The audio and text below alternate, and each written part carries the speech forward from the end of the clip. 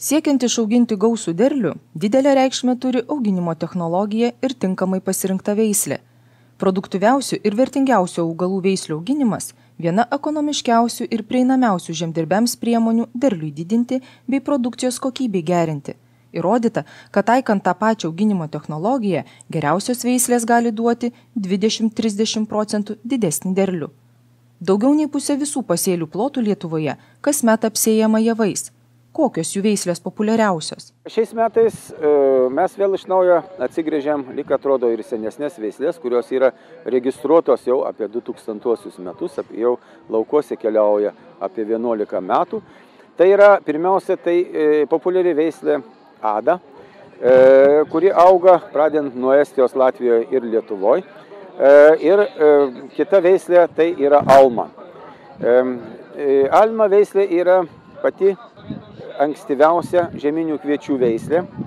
Ankstyvesnė netgi yra už Adą keliom dienom. Aišku, ankstyvųjų veislių biologinis potencialas yra truputį mažesnis. Tačiau veislė Alma yra kvotuota. Skaito, kad pamiškių gyventojai, kad liktai yra gerai auginti, kadangi šernai nemažai išgadina laukus. Veislė Alma yra pati baltymingiausia ir ji buvo sukurta kaip kvietys pagerintas. Tačiau, kadangi didelis baltymingumas yra atvirkščiai proporcingas su derlingumu, tai veislė Alma iš visų lietuviškų veislių, aišku, yra mažiausiai derlinga. Be abejo, mes sakom, kad 6 tonas galima užauginti. Vienas ūkininkas auginantis šią veislę, ką tik prieš kelias minutės mane pataisė, aš sako, gaunu iki 7,5 tonų šitą veislę. Veislė Alma yra labai intensyvios technologijos grandinėje, yra azoto tręšimas yra apie 150 gryno elemento, yra strumpintas stiebas, yra nupuršta prieš ligas ir šiandieną šitą veislę gražiai žaliai atrodo. Ir aišku, čia aš tikrai tikiu, kad 7,5 tonos šitą veislę gali duoti. Toliau veislė Ada, tai jau kažkokia, sakytum, jau chrestomatinė veislė. Tai iš esmės yra pakeitusi veislė Širvinta 1, kuri jau dar šiek tiek auginama. Tai yra irgi taipogi ankstyva veislė, kas ūkininkam labai svarbu, nes vakarų Europos veislės yra truputį vėlyvesnės. Tai yra Alma ir Ada, tai yra kokybiškųjų veislių grupė. Be abejo, yra veislė Milda irgi ir kitos veislės yra vadinamos vokiečių sistemoje elit grupės veislės, kadangi, kai jos buvo kurtos, labai mūsų kepėjai prašė aukšto baltymingumo kviečių, tai ir mūsų visa selekcinė programa būtent buvo aukštos kokybės kviečių kūrimui. Taigi šitos veislės yra Lietuvoje, jie vėl antrą kartą išlaikė egzaminą, tai yra pirmas egzaminas buvo praeitais metais, tai buvo šalčio, vandens ir ledo egzaminas, šiais metais egzaminas tai buvo šalčio, pakartotino šalčio ir grybinių ligų egzaminas. Aišku, ne visos selekcinės linijos pasiteisino, kad jos kur pernai buvo ir šiemet, tačiau atsparumas būtent šalčiui taipogi yra didelis dalykas, nes augalas nusilpsta, jį tada, galim sakyti, kad antrinis požymis puola lygos. Augalų selekcija – svarbus žemdirbystės elementas. Žemdirbystės instituto mokslininkai siekia sukurti naują augalo genotipą, kuris atitiktų visą agrotechninę aplinką, būtų genetiškai originalus ir ūkiškai naudingas. Kai kurios naujos javų veislės laukus pasieks netrukus. Yra LŽ 5450, tai yra veislė, kurie baigia egzaminus ūkinio naudingumo ir genetinio originalumo, kurie atliekami yra Lenkijoje. Tai yra, jos, iškart sakysiu minusą, kas nėra nepriimta, tai yra jie truputį aukštoka ir truputį vėlyvesnė. Tačiau jie turi labai daug pliusų, tai yra labai sveikas augalas. Aišku, kada jeigu tyrėme augalus ir visus vienodai purškiam chemiją, tai tas nepasirodo tas pliusas, tačiau jos visada pasirodo pliusas, tai labai gera kokybė. Tai turi labai graudų kokybę.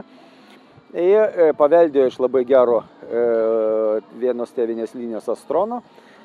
Jie matyti yra ilgos varpos ir aš manyčiau, kad tai bus. Greičiausiai galim bus ją auginti ir ekologiniam ūkį, nes yra ekologiniam reikia truputį aukštesnio augalo ir tai gali būti. Toliau mes turim irgi kelias linijas, kurios keliauja po veislių tyrimo laukus, kurios taip pat parodys. Šiemet irgi, kaip sakykime, mes pakankamai patenkinti esam veislė Kovas. Čia irgi matyti laukeliuose, čia nieko nedaryta, net sodinta, nei nieko. Matyti yra truputį skylėtas iš viršaus žiūrint pasėlis, tačiau šitas pasėlis, 6-7 tonas iš hektaro galima dar gauti.